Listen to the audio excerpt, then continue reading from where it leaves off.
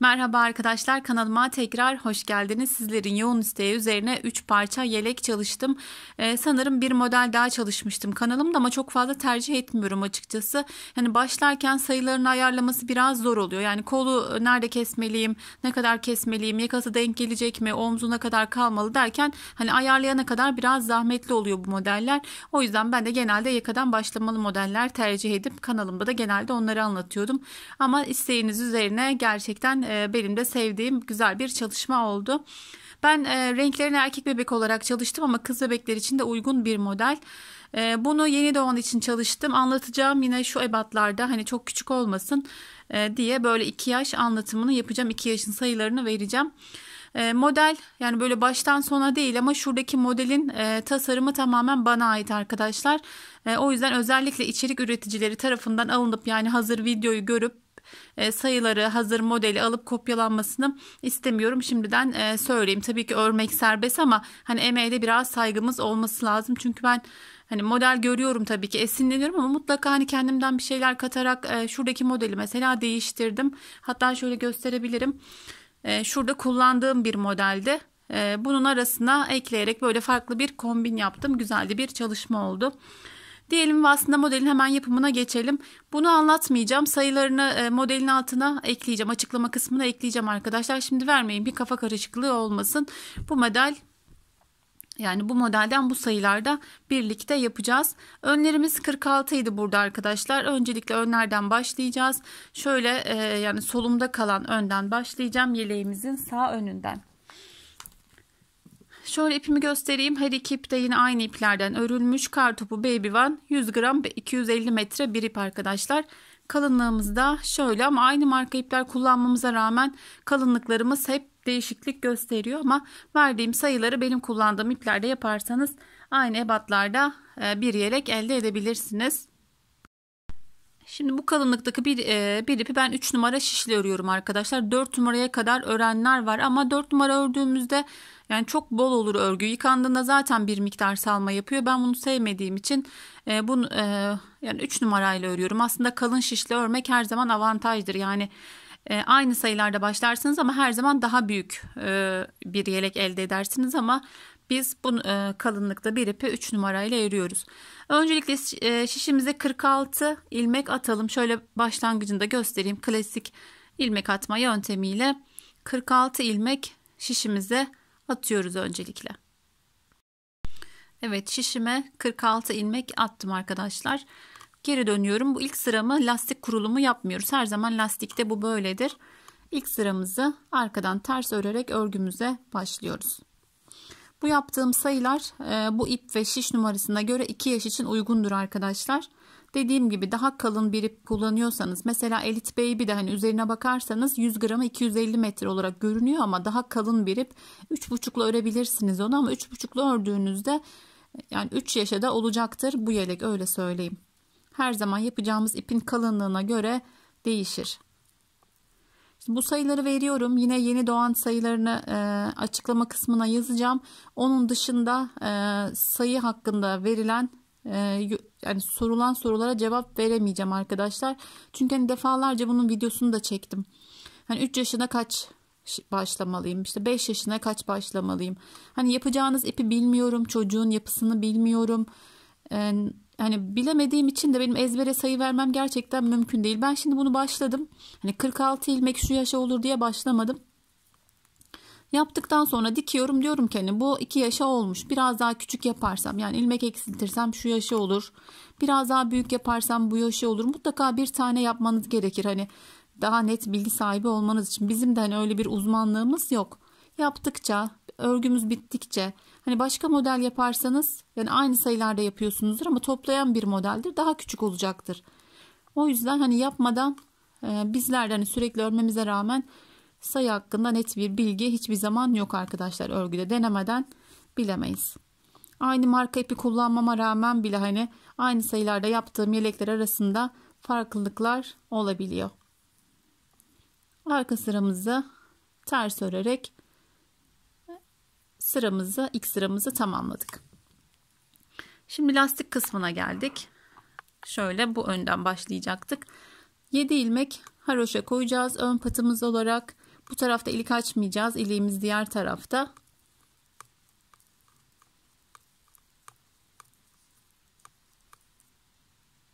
Yedi ilmek haroşamı koydum.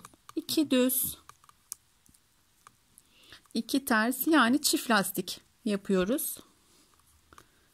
2 düz, 2 ters.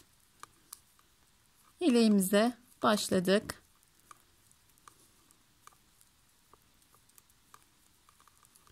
İki düz, 2 ters olarak lastiğimizi öreceğiz. Şöyle ilk sıramı tamamlayayım. Sonrasında lastiğimiz bitene kadar örmeye devam edelim. Ya parça parça örmek hem kolay, hani büyük bir parça olmuyor elinizde. Ama dediğim gibi hani sayılarına, yakalarına, kesimlerini ayarlamakta biraz zorlanabiliriz. Hani ayarladıktan sonra kolay ama hani az daha kesse miydim acaba? Çok mu açık oldu? Kol dar mı oldu? Bol mu oldu derken 2 ters, 2 düz, 1 ters. Kenarlarını özellikle bu şekilde denk getiriyorum arkadaşlar. Bakın bir ters oluyor. Bu tersle yan dikişlerini yapıyoruz ki mutlaka kenarlarını şu şekilde, yani şurada olduğu gibi ters alalım. Buradaki terslerden de şu şekilde dikeceğiz. Bakın. Şöyle içinde görebilirsiniz. İlmeklerden diktiğimiz zaman şöyle yanlarda da daha düzgün bir görüntü oluyor arkadaşlar. Şimdi başladık örgümüze. Şöyle ilk sıramızı yaptık lastiğimizin. 6 diş haroşa olana kadar lastiğimizi örmeye devam edeceğiz. Şöyle göstereyim. Şöyle görebilirsiniz. Bakın 2, 4, 6 diş. 6 diş olana kadar lastiğimizi örelim. Sonrasında modelle devam edelim. Evet, toplamda bakın haroşamız 6 sıra olana kadar lastiğimizi örmeye devam ettik. Bunu daha geniş ya da daha dar tutabilirsiniz. Ben bu şekilde yeterli gördüm. Şimdi modelimiz dediğim gibi oldukça kolay. Sadece şu aradaki benim eklediğim model hani biraz farklı ve değişik gelebilir. Diğeri zaten bakın 2 sıra haroşa, 1 sıra düz, 1 sıra model, 1 sıra düz, 2 sıra haroşa şeklinde devam ediyor. Bu yüzden de hani sayması, takip etmesi de oldukça kolay. Normalde hani haroşaları saymamız gerekir tek tek ama böyle hani model olarak saydığımızda da hani rahatlıkla takibini de yapabiliriz. Şimdi tüm ilmeklerimizi haroşa öreceğiz. Böyle 2 diş haroşamız olacak. Hani buraları söyleyerek de geçebilirim ama hani aklınıza soru işareti kalmasın. Haroşamıza başladık. İlk dişimizi örüyoruz. 2 diş haroşa, 1 sıra düz yapacağız. Sonrasında zaten tekrar edecek aynı şekilde. Saymamız da kolay, yapmamız da oldukça kolay, keyifli bir model. Bu renkte de yine oldukça güzel görünecek. Sonrasında zamanım olursa bir de fuşya renginden yapmayı planlıyorum. Hani videodan sonra görebilirsiniz Instagram sayfamda.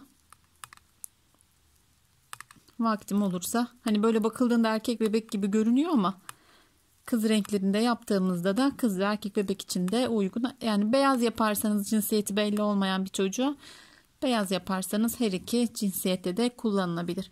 Evet, şimdi bir diş haroşama başladım arkadaşlar. 2 diş haroşamızı örelim ve devam edelim. Şöyle 2 diş haroşamı ördüm lastiğin üzerine. Şimdi bir sırada düzümüz var burada. 7 kenar patımızı öreceğiz. Diğer ilmeklerimizi düz olarak öreceğiz.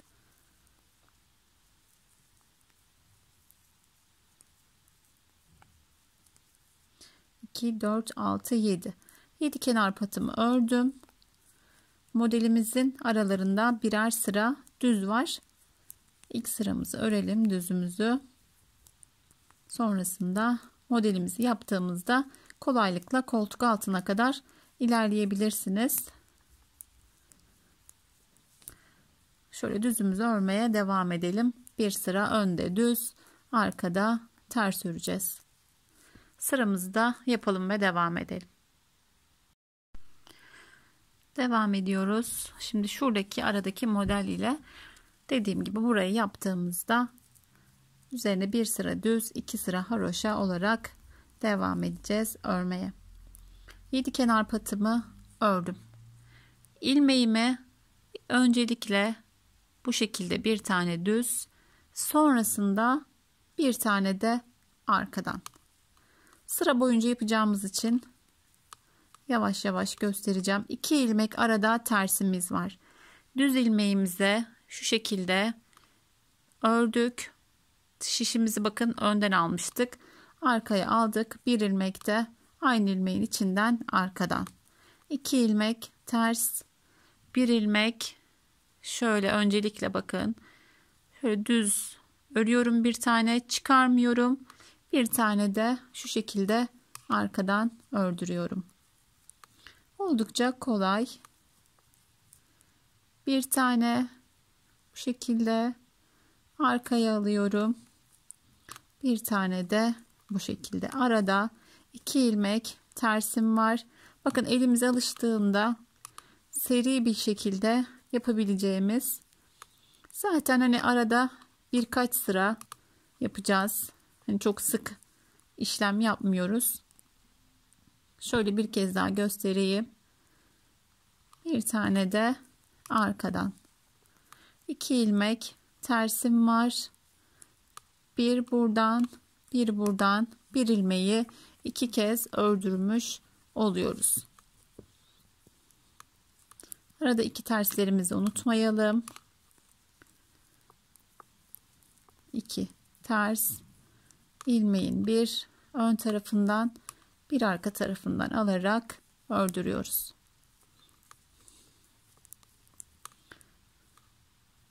İşlemi atladım. Hemen düzeltiyorum. 2 ters. Bu şekilde bakın, sizler de alıştıktan sonra seri bir şekilde yapabilirsiniz. Son ilmeğimiz artık işlem yapacağım. Ördürdüm. Bir ters, kenar ilmeğimi de ters alıyorum. Bakın kenar görünümümüz bu şekilde olacak. Sonra bunları ilmek ilmek örgümüzü birleştirirken kullanacağız. Şimdi modelimizin arka sırasına geldik. Kenar ilmeğimi örmeden aldım. Bir ilmek düz. Bakın çift ördürdüğümüz ilmekler şöyle çift çift görünüyor zaten örgümüzü açtığımızda. Bakın 2 ters ördüğümüz bir çift. Bu çiftleri birlikte ters örüyoruz. 2 ters ördüğümüz ilmeğimizi de düz. Ters olarak 2 ilmeği kesiyoruz. Bu sıramızda 2 düz. Tam tersi ön sırada düz örmüştük. Pardon, ters örmüştük. Arka sırada düz 2 ördüğümüz ilmeğimizi de kesiyoruz. Sıra sonuna kadar bu şekilde devam ediyoruz. İşlem yaptığımız sıramız böyle arkadaşlar. Ön sırada 2 ters, bir ilmeği 2 ilmek yapıyoruz. Arka sırada 2 düz, çift olan ilmeklerimizi de ters olarak kesiyoruz.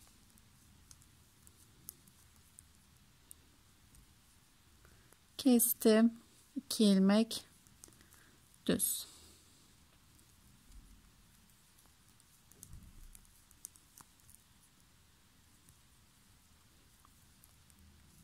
İki düz, ikisini birlikte. Haroşaya kadar aynı şekilde ilerliyoruz. 7 kenar patımız haroşa örgü.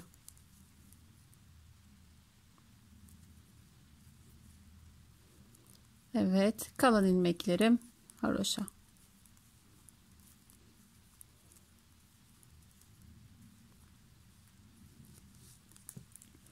Şöyle dönelim örgümüze. Bakın burası üzerine düz yaptıktan sonra daha net görünüyor arkadaşlar. 2 sıra haroşa ördük, bir sıra düz ördük, bir sıra bu işlemi yapacağız. Yine bir sıra düz öreceğiz. Bir döngümüz tamamlanmış olacak. Sonrasında yine aynı. 2 haroşa, bir düz, bir işlem. İşlem dediğim yer yani şuradaki çiğ damlası modeli. Sonrasında bir düz, yine 2 haroşa. Şöyle başlayalım bir düzümüze. Gördüğümüz gibi tüm ilmeklerimizi düz öreceğiz. İşlemimiz tamamlandı. Modelimizi koyduk.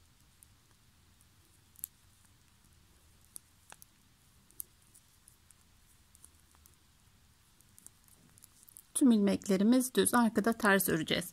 Şimdi modelimizi kurmuş olduk arkadaşlar. Modelimizi ayarladık. Şöyle görebilirsiniz. Yine model üzerinde de özetleyelim. 6 diş haroşamızı örerek burada çift lastik koyduk. 6 sıra olana kadar örmeye devam ettik. Sonrasında 2 diş haroşa örüyoruz. 1 sıra düz. 1 sıra buradaki işlemimiz. 1 sıra düz. Sonrasında devam edeceğiz. Aynı şekilde ilerleyecek. Şöyle haroşalarımızı sayacak olursak 1, 2, 3, 4, 5, 6, 7, 8, 9, 10. 10 haroşa olana kadar yeleğimizin ön tarafını örmeye devam edelim. Evet, ilk parçamız kolt altına kadar tamamlandı. Şöyle haroşaları sayarsak 10 haroşa demiştim. Şöyle hani yaptığımız modeli sayarsak da 1, 2, 3, 4, 5, 6, 7, 8, 9. Ama hani siz ipinizin durumuna göre ince bir ipse belki hani çok uzun olabilir. Ya da daha kalın bir ipse eli geniş kalıyorsa biraz daha boyunu uzatabilirsiniz. Bu şimdi benim verdiğim sayılara göre ideal bir boy. Şöyle yaptığınızda hani az çok örgü yapıyorsanız zaten böyle belli ediyor kendini artık hani koltuğunu kes diye. Şimdi kol ve yaka kesimine aynı anda başlayacağız. Bir taraftan hani önden yaka kesimine başlayacağız. Sol taraftan ise kol kesimine başlayacağız. Şöyle bir başlayalım. Modelimizde devam edecek yine. Modelimizi ona göre ayarlamamız gerekecek. Şimdi yeri geldiğinde orayı da tarif edeceğim. 2, 4, 6, 7. Buradaki ilmeğimizi ön kesimi yaparken çeviriyoruz. Düz sıradayız zaten, kestik. Tüm ilmeklerimizi 9 ilmek kalana kadar düz örüyoruz.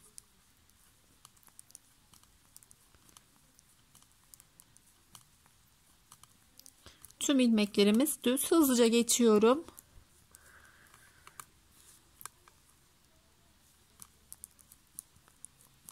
Dokuz ilmek kalana kadar örüyoruz. Şöyle birkaç tane daha örüp kontrol edeceğim. 2, 4, 6, 8, 11. Evet, 2, 4, 6, 2, 4, 6, 7. Bir tane örmüşüm. Şimdi burada da kol kesimini yapacağız arkadaşlar. Hem patımızı koyacağız hem kol kesimini. Kol kesimini de böyle sağa doğru kesiyoruz. Sonrasında 7 ilmekte şöyle kol patını koymaya başlıyoruz burada. Hem yaka kesimini yaptık hem kol kesimini yaptık. Kol haroşamızı da örgümüze ilave ettik. Şimdi arka sıramızı tamamen ters örelim ve ikinci kesim sırasıyla devam edelim. Arka sıramızı ters örelim demiştim. Burada yanlışlık olmasın. Örnek yaptığımız için hemen tekrar hatırlatmak istedim. 2 ters, bir ilmeği arkadan keserek bu sıramızı devam edeceğiz. Bir karışıklık olmasın. Zaten hani yeleği ördüğümüz için hakimiz ama bazen hani söylediğimde çok dikkate alınıyor. Hani yanlış yapmayın, aklınız karışmasın. Düz ördüğümüz sıra ters örmüştük. Bu sırada bu şekilde ilerliyoruz. Sıra sonuna kadar devam edelim bu şekilde. Arka sıramızı tamamlayalım. Evet, 2 sıra kestik. 3. sıramızla devam ediyoruz. Yani koltuğu koyduğumuzdan itibaren 3. sıramız. 7 kenar patımı örüyorum öncelikle. 2, 4, 6, 7. Bu sırada bizim düz öreceğimiz sıramız. O yüzden kesmelerimi de düz yapıyorum. Diğer ilmeklerimi de düz örüyorum. Aynı tarafta, iki tarafta da aynı şekilde kesme işlemini yapacağım. Bundan sonra da aslında hani rahatlıkla yapabilirsiniz. Şimdi kolda 6 kesme yapacağız. Ama yaka devam edecek. Yine de şöyle hani birkaç sıra daha göstereyim ki çok örgüye hani hakim değilseniz eğer yapmakta zorlanmayın diye. Şöyle 2 ilmek daha öreceğim. Bakın pattan önceki 2 ilmeğim. Bunu da yine düz örgü olarak sağa doğru kestim. Kalan ilmeklerimi haroşa örüyorum. Koldaki kol patımızdaki ilmeklerimiz haroşa örgü. Şimdi bu sırayı düz ördüğümüz için arka sıramızı tamamen ters örelim ve devam edelim. Bakın kesmelerimiz de şöyle belirginleşmeye başladı yavaş yavaş. Devam ediyoruz arka sıramızı tamamlayıp.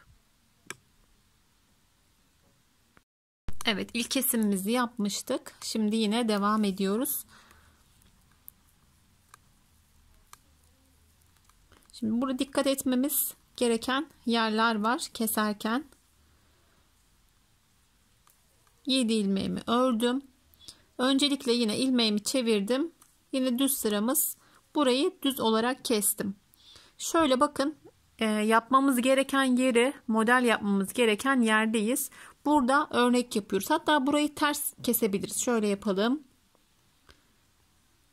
Çünkü örgünün gidişatına göre kesme işlemi yapacağız. Bakın şurada örnek koyacağımız yer, bu 2 ilmek de bizim ters ördüğümüz yer. Burayı ters olarak kestim. Şöyle bakın, mutlaka kontrol edin. Şöyle burada, yani şu düğüm yaptığımız yer, bir önden bir arkadan alarak ördük. İlk kesimimizi yaptık. Şimdi devam ediyoruz. Diğer kesim noktasına kadar 2 ters, 1 düz, 2 kez örüyoruz bunu. Modeli zaten biliyoruz. 2 ters.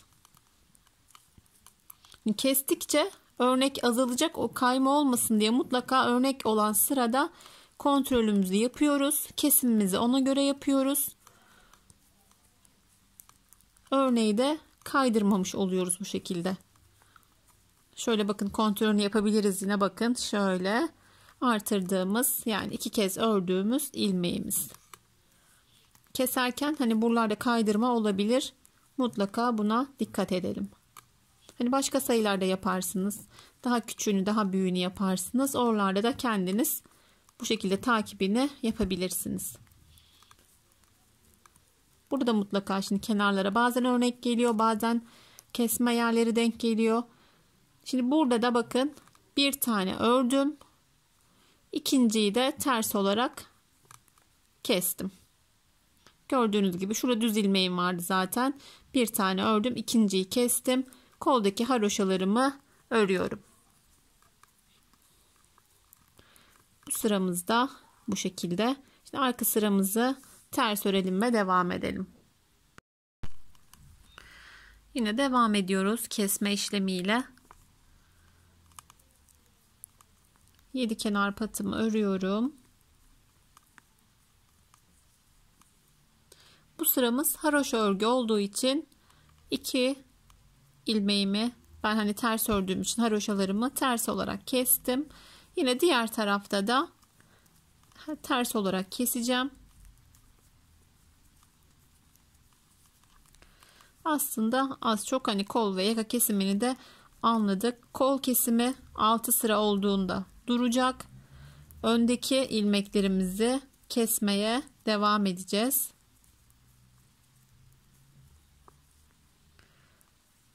Şöyle hemen görebilirsiniz. Bakın 2 ilmeğim kaldı. Bunları da ters olarak kestim. Kalan ilmeklerim haroşa örgü.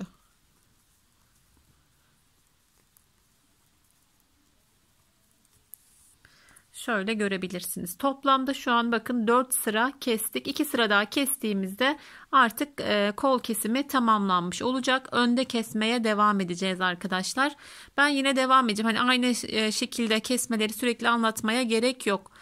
Yine önde dediğim gibi takibi unutmayın. Mutlaka hani buraya geldiğinizde bu geliyorsa işlem 2 ilmeği yine keserek düz ya da ters, nasıl denk geliyorsa ilmeğimizi o şekilde keserek ayarlıyoruz. Şöyle görebilirsiniz bakın. Öndeki model nasıl geldiyse o şekilde ilerledim. Kesmeye devam ettim. Şimdi kolda iki kez daha kesiyoruz. Kol kesimini tamamlıyoruz. Yaka kesimini de şu arada patlar hariç 8 ilmek kalana kadar önde kesmeye devam edeceğiz arkadaşlar. Tekrar söylüyorum. 7 ilmek buralarda var. 14 ilmek. Bundan hariç şu ortadaki ilmekler 7 ilmek kalana kadar, yani şöyle 2, 4, 6, 8 ilmek kalana kadar devam edeceğiz. Yani bir hayli fazla ilmeğimiz var. Evet, bu şekilde kesmeye devam edelim. 2 sıra sonra kolu bırakıyoruz. Yakayı kesmeye devam ediyoruz. Ta ki patlar hariç ortada 8 ilmek kalana kadar. Devam edecektik ama bir kez daha göstermek istedim arkadaşlar. 6 sıra oldu. Bakın şuradan itibaren kol kesimini tamamladık. Burada yine modele denk geldi. Şöyle yine bir kez göstereyim. Sonrasında dediğim gibi hani arada 8 ilmek kalana kadar ortada kesmeye devam edeceğiz. 7 kenar patımı ördüm. Şimdi takip yapıyorum. buradaki ilmeğim, yani şu gittiği zaman burası ters ilmeklerimiz, yani ters ördüğüm ilmeğim. O yüzden ikisini birlikte ters ördüm. Bir tane daha ters ördüm. Bakın yine işlem yaptığımız ilmeğimize geldik. Onu da bu şekilde yaparak devam ediyoruz. Dediğim gibi hani buraya nasıl denk gelirse ilmeğimizi takip ediyoruz. Bu şekilde kesimimizi yapıyoruz. Yani düzse düz, hatta bazen de bu ilmeğimizi birlikte, yani şunu yaptığımız ilmeğe denk geliyor. İkisini birlikte alarak bu işlemi de burada yapabilirsiniz. Ya da ters olarak da kesebilirsiniz arkadaşlar. Çok önemli değil. Şimdi dediğim gibi omuz yani yaka kesmemiz bitene kadar örmeye devam edelim. Sonra kol boyunu ayarlayacağız. Son olarak boyunu ayarladıktan sonra bir parçamızı tamamlayacağız. Evet, yakada kesmeye devam ettim. Şu anda 22 ilmeğim var şişimde arkadaşlar. Dediğim gibi hani şuraları ayırdığımızda orada 8 ilmek kaldığında kesme işlemini tamamladım. Şimdi örmeye devam edeceğim. Toplamda şu modelleri sayacak olursak, yıldız gibi duran modelleri 7 tane olduğunda kolumuzu da tamamlayacağız. Şimdi toplamda 7 tane olana kadar örmeye devam edelim. 7.'yi yaptığımızda 2 haroşamızı yapıyoruz. Bir sıra düz olduğunda, yani şu şekilde diyebilirim, hani bitimi 2 haroşa bir düz şeklinde bitireceğiz ve örgümüz yine şişimizde kalacak. Son olarak kapatma işlemini, yani omuz birleştirme işlemini şişle yapacağımız için örgümüzü kesmiyoruz. Ben şimdi örmeye devam edeyim, yine bittiğinde son görünümünü göstereceğim ve diğer önle devam edeceğiz.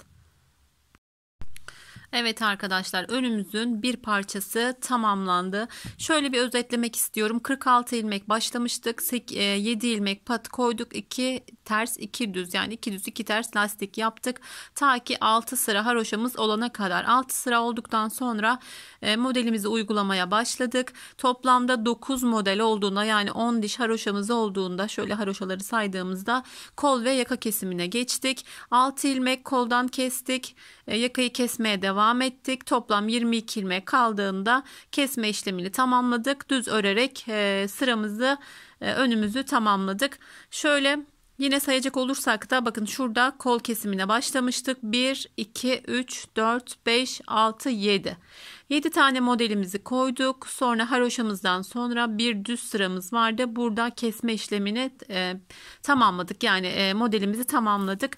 Burada böyle başka bir şişe aldım. Örgümü dediğim gibi omuzları dikerek değil, örerek birleştireceğiz. Şimdi diğer önümüze başlayacağız. Tam tersi olarak yapacağız. Şöyle başlayalım. Artık modelimize hakim olduğumuz için rahatlıkla yapabiliriz. Başlayalım. Sonrasında yine kol kesimine kadar devam edeceğiz. Yine aynı şekilde klasik ilmek atma yöntemiyle hemen 46 ilmek örgüme başlıyorum. Şöyle bir başlangıç yapalım. 46 ilmek atıyoruz şişimize. Başlangıcımı yaptım. Şöyle bir sıra tersimi de ördüm arkadaşlar. Diğer önde yapmıştık, o yüzden hemen hızlandırarak ilerledim. Lastiğimizi koyacağız. Burada tam tersini yapacağız. Patımız bu tarafa gelecek. Şuna özen göstermeyiz. Yani böyle ön yapıyorsak bakın, burası bir ters 2 düzle bitmiş. Yani 2 düz bir ters olarak bitirmişiz. Burayı da o şekilde başlıyoruz ki patımız şöyle tam denk gelsin. Bir kenar ilmeğimizi ters olarak kabul edersek 2 düz olarak lastiğimizde başlıyoruz. 2 düz 2 ters. Şöyle bir sıramızı yapalım birlikte hızlıca. İliğimizi açacağız burada. İlk iliğimizi 4 diş haroşadan sonra açıyoruz. Sonraki iliklerimizi ise 14 sırada bir açarak toplamda 4 ilik yapıyoruz arkadaşlar. Unutmayın. Bunlarda hani yeni bir sayı yapacaksanız eğer, mutlaka ilik açmadığınız önü yapın. Şöyle ilik aralarını buradan ayarlayabilirsiniz. Sonrasında çok daha rahat oluyor. Yani şimdi burada ilik açmış olsaydık 12'de açsak denk gelmez, 13'te açsak olmayabilir. Mutlaka bir önü örün. Buradan ilik aralarını ayarlayın. Kaç denk geliyorsa karşıda da o şekilde açarsınız. Daha düzgün olur. Yani ben hani 12 olmadı 13 de olur, arada 1'e 12 1'e 12 13 olur, denk gelir. O şekilde sevmiyorum. Hani yapanlar var, bazen görüyorum, hani ilk araları birbirinden tamamen farklı. Tam hani eşit olarak ayırabilmek için de bu tarz yapıyorsanız eğer, önce ilik açmayacağınız ön tarafı yapın. Diğer tarafın sayısını da oradan rahatlıkla ayarlayabilirsiniz. Onun dışında güzel olmuyor. Yani açıyorsunuz 10'ar sırayla açtınız, baktınız burada hani fazla oluyor. 12 açıyorsunuz. Bu da güzel görünmüyor hani. Küçük detaylar gibi olsa da hoş olmuyor. Bakın burada 2, 4, 6, 7 ilmeğim kaldı. 7 ilmeğim bu tarafta kenar haroşası olacak. Dediğim gibi ilk sıramızı ördük. Lastiğimizi örerken 4. sırada ilk iliğimizi açalım. Şimdi 6 sıra lastik olana kadar da örmeye devam edelim arkadaşlar. Burada modeli birlikte ilk sırasını kuracağız. Sonrasında yine kol altına kadar örmeye devam edeceğiz. Şöyle şurada hemen 4. aralıkta iliğimizi de açalım ve lastiğimizi ördükten sonra devam edelim. Evet, burada da 6 sıra lastiğimi tamamladım. Burada önemli olan aslında hani şeyler aynı. 2 sıra haroşa, 1 sıra düz, 1 sıra örnek. Örneğin patın hemen bitimine yani burada başlarken hemen başlamıştık, denk gelmişti. Burada şimdi sonda olacağı için önemli olan orası arkadaşlar. Şurada modelimiz hemen lastiğin yani patın bitimine denk gelmesi lazım. Şimdi 2 sıra haroşamızı, 1 sıra düzümüzü örelim. Şu modeli birlikte ilk kez yani 1 sıra birlikte kuralım. Sonrasında koltuk altına kadar yine sizler devam edebilirsiniz. Şimdi lastiğimiz bittikten sonra 2 sıra haroşa örüyoruz. Şöyle ben yine bir başlangıcını yapayım. Sıraları hani atlamadan gidelim. Az çok hani örgü bilenler zaten yapabiliyor ama yeni başlayanlar için de hani sıralar eksik gibi geliyor hızlandırılmış olarak anlattığımda. Şöyle bir başlangıcını yapalım. Şimdi tüm ilmeklerimizi haroşa öreceğiz burada olduğu gibi. 2 diş haroşamızı örelim. Sonrasında yine 1 sıra düzümüzü ördükten sonra modelimizi birlikte kuralım 1 sıra. Sonrasında dediğim gibi rahatlıkla devam edebilirsiniz. Evet, lastikten sonra 2 diş haroşa 1 sıra düzümü ördüm.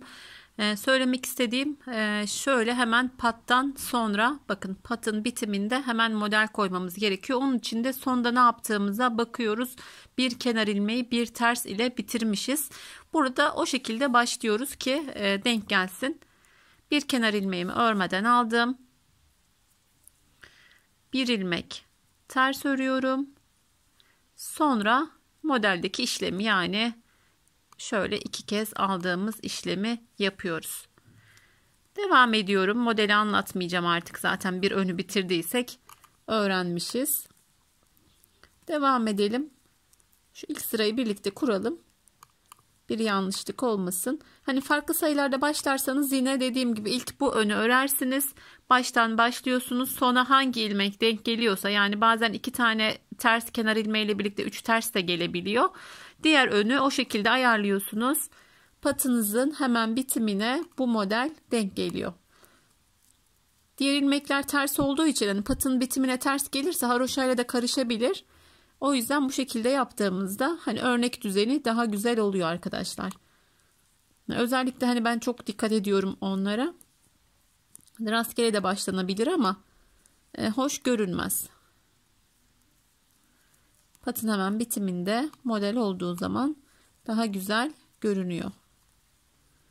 Şöyle hızlıca geçiyorum ben. Hemen ilk sıramızı tamamlayalım. Sonrasında yine kesime kadar devam edelim. Kesimi de hani birçoğunuz tamamlayabilirsiniz aslında. Ama yine hani sağ sol olduğu için yine bir başlangıç yaparız. Önlerimiz de bitmiş olur. Arka zaten çok kolay, dümdüz öreceğiz. Sadece kol altında kesmelerimiz olacak. Yani sadece kol kesimimiz olacak. Sonrasında bitireceğiz ve yeleğimiz de tamamlanmış olacak.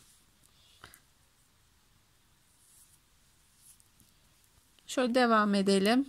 Son artık ilmeklerimiz. İşlemimi yapıyorum. 2 ilmek ters.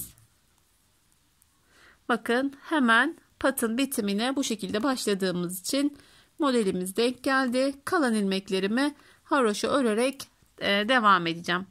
İliğimizi açmıştık. İlk iliğimizi 2, 4, 5 sıra geçmiş. 14 sırada bir iliğimizi burada açmayı unutmayalım arkadaşlar. Kol altı kesimine kadar devam edelim. Yani toplamda şu modeli sayarsak 9, haroşaları sayarsak ön 10 örnek olana kadar diğer önümüzü de örmeye devam ediyoruz.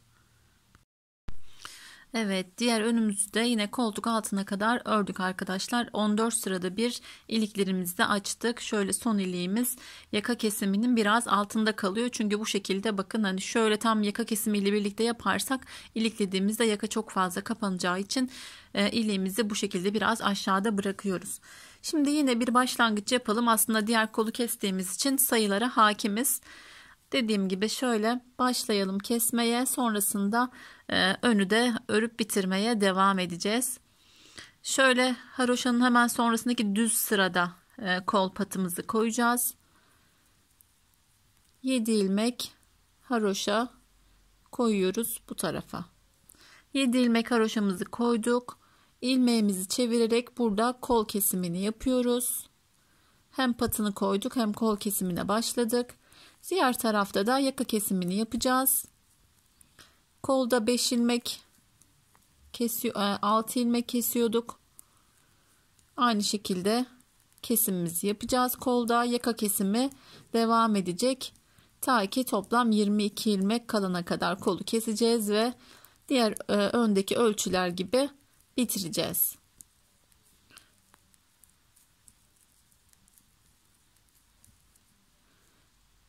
2, 4, 6, 7. Şöyle 2 ilmek daha örüyorum.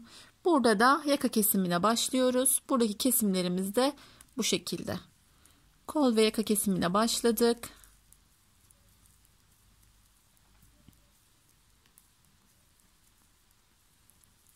Şimdi arka sıramızı devam edelim. Bir sıra daha birlikte keselim. Şurada yine modeli devam ettireceğiz.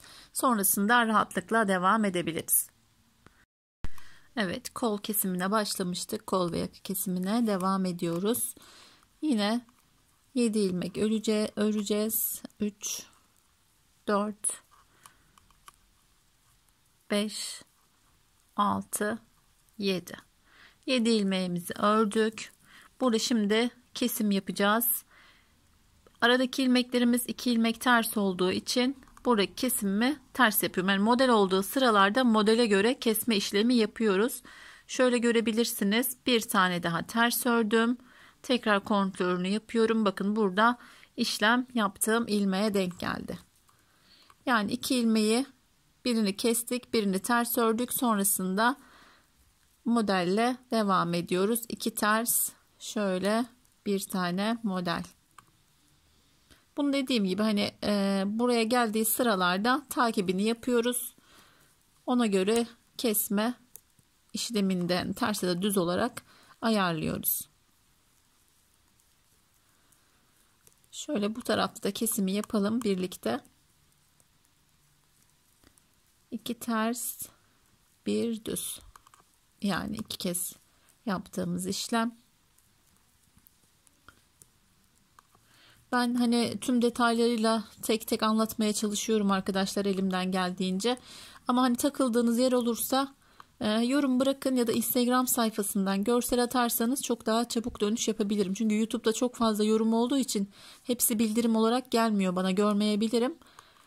Oldu ki takıldınız, yapamadınız, mesaj atarsanız en kısa sürede yardımcı olmaya çalışırım.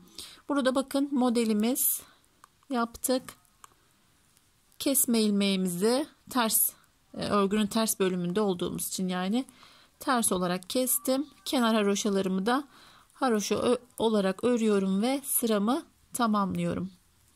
İşte artık hani anlatmaya gerek yok. Kolu, bu önde rahatlıkla bitirebiliriz. Kolda 2 kez kestik. Toplamda 6 kesme olduğunda koldaki kesme işlemini tamamlıyoruz. Yakadaki kesme işlemi ise dediğim gibi şu arada 8 ilmek kalınca, toplam olarak da 22 ilmek kaldığında bitiriyoruz. Şöyle saydığımızda 1, 2, 3, 4, 5, 6, 7. 7 örnek olacak. Haroşasını yapıyoruz. Bir sıra düz ördüğümüzde diğer omuzu tamamlıyoruz. Bu bölümü de tamamlayalım. Arka parçayla devam edeceğiz. Arka parça zaten çok daha kolay. Başlayacağız. Modelimizi koltuk altına kadar öreceğiz. Sadece kol kesimi yapıp arkayı da tamamlayacağız inşallah. Şimdi diğer önümüzü örmeye, bitirmeye devam edelim. Evet, yeleğimizin aslında büyük bir kısmı tamamlandı. Zor olan yerlerini yaptık. Önler, yakalar, kollar, kesimler derken iki önümüzü tamamladık. Şimdi arka parçasını yapacağız. Önler 46 ilmekten toplam 92 ilmekti arkadaşlar. 10 ilmek ya da 8 ilmek eksik yapabiliriz arkayı. Ben 8 ilmek yapacağım. Şu kenarları da şöyle arkanın da hani düzlerle bitsin, son ilmeğimiz ters olsun diye bu şekilde sayımızı ayarladım. 84 ilmek başlıyoruz arkaya. Yine 6 sıra, yani şöyle haroşamızı sayarsak 6, lastikleri sayarsak 12 sıra lastik yapacağız. Bunu yine kenardaki terslerden saymak mümkün. Burada haroşadan kolaylıkla saymıştık ama şöyle sayacak olursak da bakın 1, 2, 3, 4, 5, 6. Yine bu şu dişlerden sayabiliriz. 6 lastikten sonra modelimizi uygulayacağız. Şöyle lastiğe bir başlangıç yapalım. Zaten hani artık iki parçayı ördüğümüz için modele hakimiz. Yine burada bir kenar ilmeğimi örmeden aldım. 2 düzle başladım. 2 düzle de lastiğimiz tamamlanmış olacak ve 6 sıra öreceğiz. Hani ön sırayı sayarsak, saymazsak, sadece önleri sayarsak 6 sıra, ön ve arkayı sayarsak toplamda 12 sıra lastiğimiz var. Şöyle 2 düz, 2 ters çift lastik örüyoruz. Başlayıp bir sırasını ters örmüştüm. Lastiğimi, yani ilmeğimi atmıştım. Bir sıra ters ördüm. Şimdi lastiğimle devam ediyorum. Şöyle sıra sonuna kadar ben biraz örmeye devam edeyim. Evet, devam ettim lastiğimi örmeye. Şöyle ilk sıramızı birlikte tamamlayalım. 2 düz, 2 ters. Sonda bak düzle başlamıştık. Bu sayılarda yaptığımızda düzle bitirdik. Kenar ilmeğimiz ters. Burası bizim dikiş ilmeğimiz. Evet, sıramızı tamamladık. Dediğim gibi 6 diş olana kadar şöyle bakın, bir dişi burada görebiliriz. Haroşa olmasa da şu kenarlardan saymamız mümkün. 6 sıra olana kadar şuradaki dişlerimiz, lastiğimizi örüyoruz. Sonrasında 2 sıra haroşa, 1 sırada düz örelim arkadaşlar. Şu modeli de birlikte kuralım. Aslında hani siz devam ettirebilirsiniz ama şunu yine birlikte kurmak istiyorum. Lastiğimizi yapalım. 2 sıra haroşa, 1 sıra düzümüzü örelim ve devam edelim. Evet, arka parçamızın da lastiğini tamamladım. İpimi de şöyle gösterebilirim. Bakın burada ilk ipim bitti arkadaşlar. İkinci ipimi şöyle ekledim. Yani 1,5 ipten fazla gidecek. Öyle 2 ipe yakın bir ip gidecek arkadaşlar. Şöyle 6 sıra lastiğimi örmüştüm. 6 sıra derken de şöyle kenarlardan yaptığımız şu haroşa görünümü diş diş olarak saydığımızda 6 sıra aynı burada olduğu gibi lastiğimizi yaptık. 2 sıra haroşamı ördüm, 1 sıra düzümü ördüm. Şu modeli koyacağız. Şimdi modeli bir kenar ilmeği bir düz alarak başlayacağım. Sonuna aynı şekilde denk gelemeyebilir arkadaşlar. Çünkü ya lastiği denk getireceğiz bu şekilde ya da modeli denk getireceğiz. Çok da önemli değil. Yani çok büyük bir model değil. Yan dikişlerini zaten şöyle hani kayacaktır arkaya doğru. Ben genelde hani denk getirmeye çalışıyorum ama dediğim gibi ya burası denk gelecek ya model denk gelecek. Eksiltip artırmak gerekebilir. O yüzden başlayacağım nasıl denk gelirse. Bir kenar ilmeğini aldım. Bir ters, yani 2 ile başlamış oluyoruz. Bir tane çift yaptığımız düz ilmeğimiz. 2 ilmek ters, 1 ilmek içinden aldığımız ilmeğimiz. Şimdi ben örmeye devam edeyim. Sıra sonuna yaklaşalım. Bakalım nasıl denk gelecek. Dediğim gibi hani kesmeye, eksiltmeye de gerek yok. Hani çok takıntılıysanız eğer sona geldiğinde bakalım yani nasıl denk gelecek. Ona göre bir ilmek kesip ya da artırmak da mümkün olabilir. Şimdi örmeye ben devam ediyorum biraz. Evet, örerek sıra sonuna yaklaştım.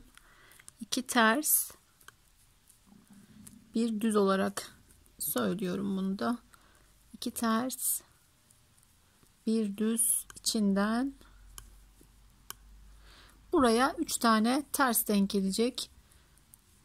Bu şekilde ya da şöyle yapabilirsiniz. Yani ikisini birlikte alarak aslında burada kesme işlemi yapabiliriz.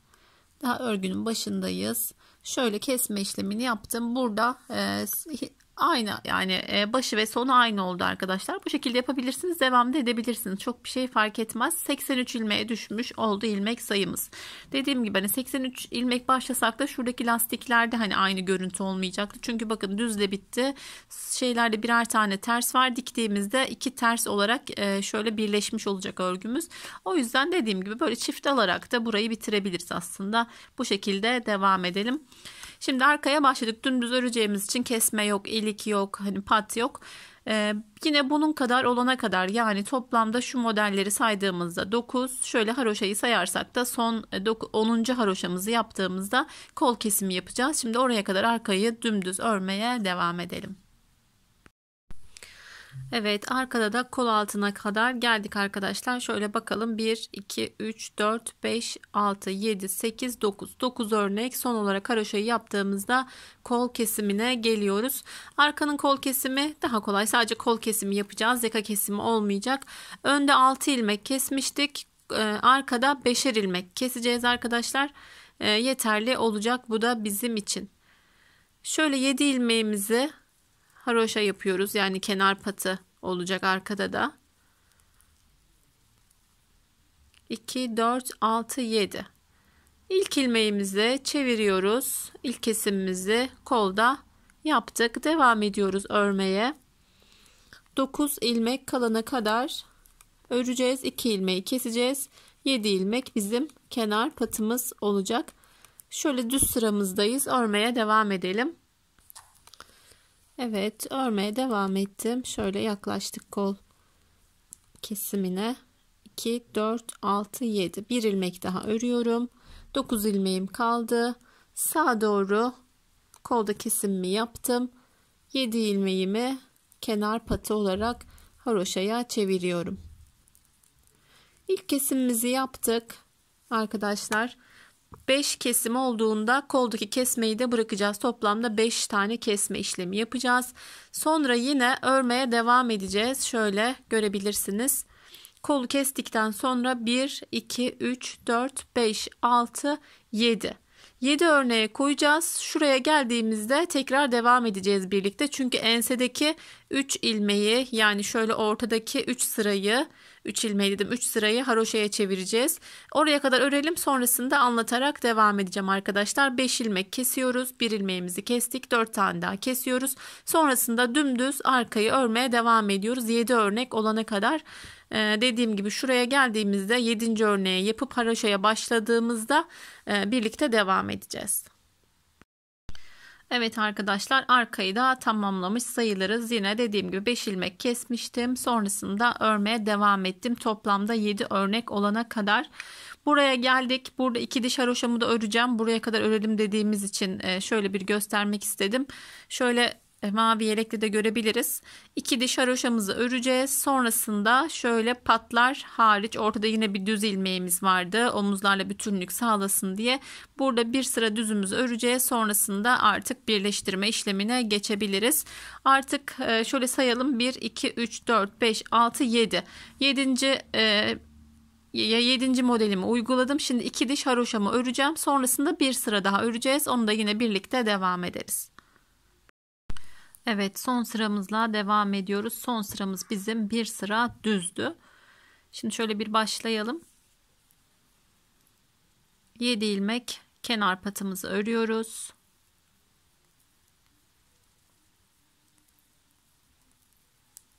Sekiz ilmek düz vardı önlerde. 1 2 3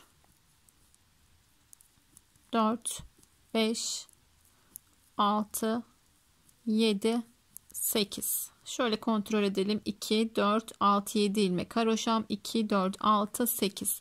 Diğer ilmeklerim ense olacağı için, ensedeki haroşa olacağı için bunları haroşa devam ediyorum.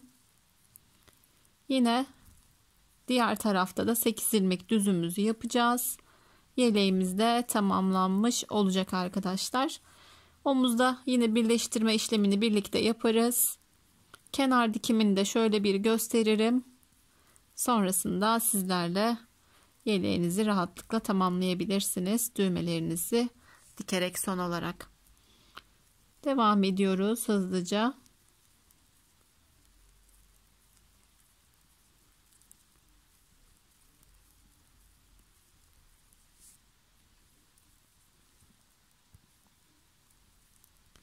İstediğiniz şekilde büyütmeniz mümkün arkadaşlar. Dediğim gibi hani ben diğer küçük yeleğin sayılarını da açıklama kısmına yazacağım. Bunun sayısını verdim. Onun dışında hani 3 yaştır 5 yaştır sorulara cevap vermem, öyle söyleyeyim. Çünkü benim de çok net bildiğim bir şey değil. Yapmadığımız sürece emin olamıyoruz. 2, 4, 6, 7. 2, 4, 6, 8. Şöyle 2 ilmek daha öreceğim. 8 ilmeğim burada düz olacak. 1, 2, 3, 4, 5, 6, 7, 8. Kalan ilmeklerimiz haroşa örgü. Arka sıramızı tamamlayacağız ve artık birleştirme işlemine geçeceğiz arkadaşlar. Son sıramızda bu şekilde. Şöyle görebilirsiniz. 8 ilmek düz, diğer ilmeklerimiz haroşa örgü. Arka sıramızı tamamlayalım ve devam edelim. Evet, örgümüzün sonuna geldik arkadaşlar. 2 ipten bu kadar bir ipimiz kaldı. Normalde yakadan başlamalı 2 yaş yeleklerde çok daha fazla ipimiz kalıyordu. Sanırım bu da hani 2'den biraz fazla büyük. Bu şekilde ipimizin de ne kadar gittiğini de görebilirsiniz. Yani 2 ipe yakın bir ipimiz gidiyor. Şimdi birleştirme işlemini yapacağız. Şöyle alalım. Arkayı bu şekilde alıyoruz. Önleri de bu şekilde. Yani ters olarak örgümüzü birleştireceğiz. Bunu misinalı şişe de takabilirsiniz. Hangisiyle daha rahat yapabilirseniz eğer. Bakın üst üste koyduk. Düz yüzü içe gelecek şekilde. İpimiz burada zaten arkayı örmeye devam ediyorduk. Hemen birleştirme işlemini de yapalım arkadaşlar. Hem bu şekilde daha kolay oluyor hem de şimdi göreceksiniz birleştirdiğimizde örgüler de karşılıklı geldiği için şöyle burada görebilirsiniz. Bakın ilmek ilmek tam karşılıklı geliyor. Sanki hani bütün örmüşüz gibi.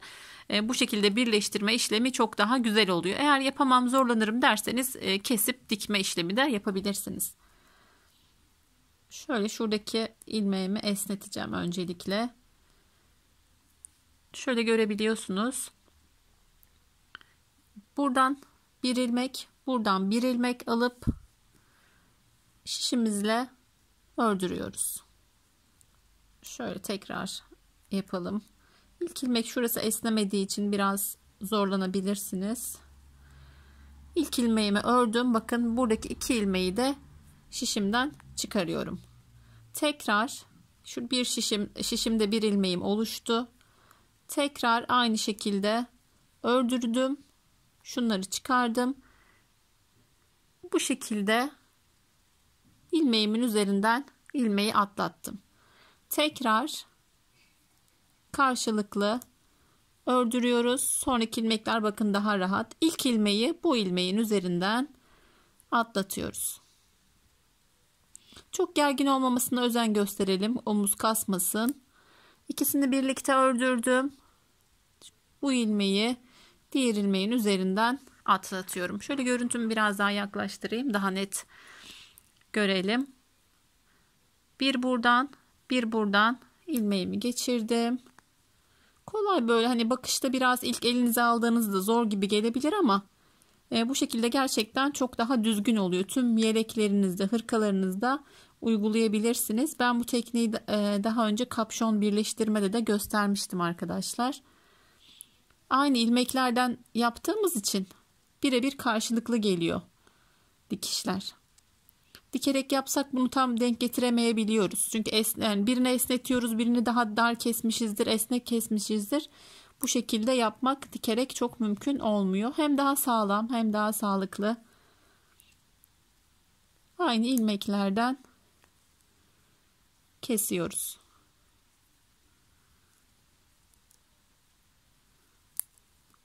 Omuzdaki tüm ilmekleri bu şekilde kesmeye devam edelim.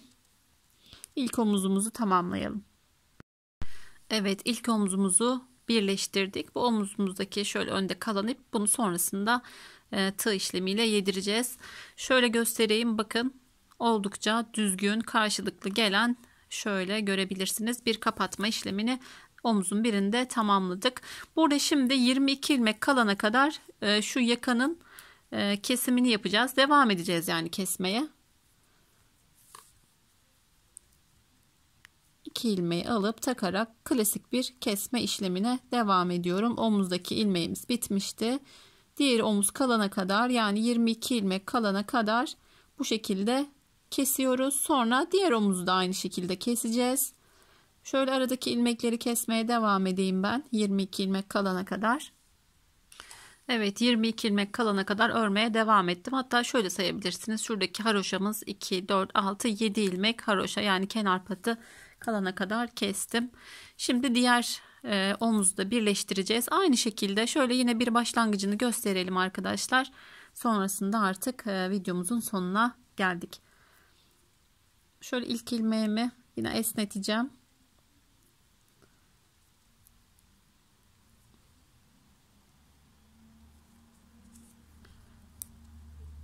Ördürdük. İlk ördürdüğümüz şişimiz de bizim kesme ilmeğimiz olacak. Sonrasında bir tane daha yaptığımızda kapatma işlemine başlayacağız. 2 tane kestik. Diğerini atlattık. Kesiyoruz. Eliniz alıştığında gerçekten kolay.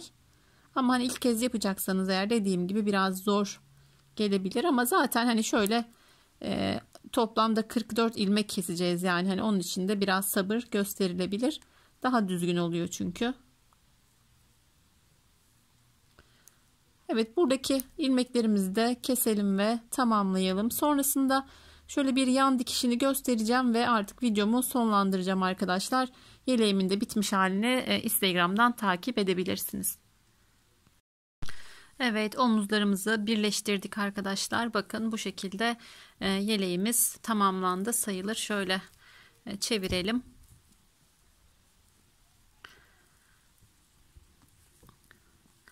Evet, güzel bir çalışma yaptık. Kenarları özellikle bu şekilde almamızı söylemiştim. Şöyle bakın, hani öndeki haroşalar gibi. Şimdi dikimimizi yapacağız. Dikimimizi diş diş yapacağız. Şöyle örgümüzün ön yüzünden. Öncelikle şöyle ipimi sabitlemek istiyorum. Şöyle hemen arka yüzde ipimi sabitleyeceğim ve dikme işlemine geçeceğiz.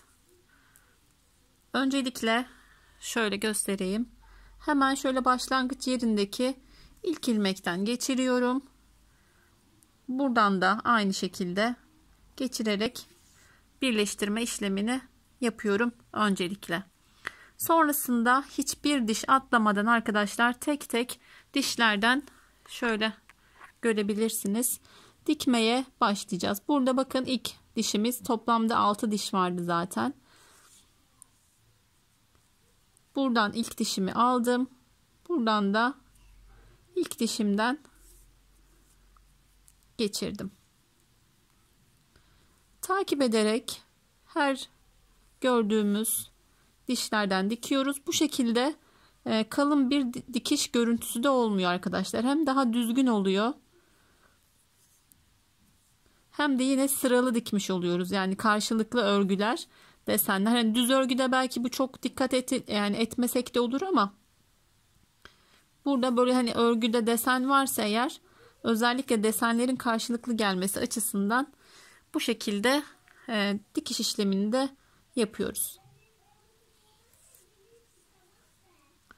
Şöyle devam ediyorum. Buradan başlamıştık. Bakın şu an bir dişimiz kaldı. Lastikteki son dikişimizi yapıyoruz. Evet, şimdi geçtik. Bakın haroşaya. Bu şekilde dikişimiz de tamamlanıyor arkadaşlar. Örgünün ön yüzünde. Normalde arkadan yaparız dikişi. Bu şekilde diktiğimizde örgünün ön yüzünden dikişimizi yapıyoruz. Şöyle birkaç tane daha dikeceğim ve artık sonlandıracağım. Dediğim gibi bitmiş halini, düğmeleri dikilmiş son halinde Instagram sayfamdan takip ediyorsanız eğer görebilirsiniz. Şöyle haroşaya kadar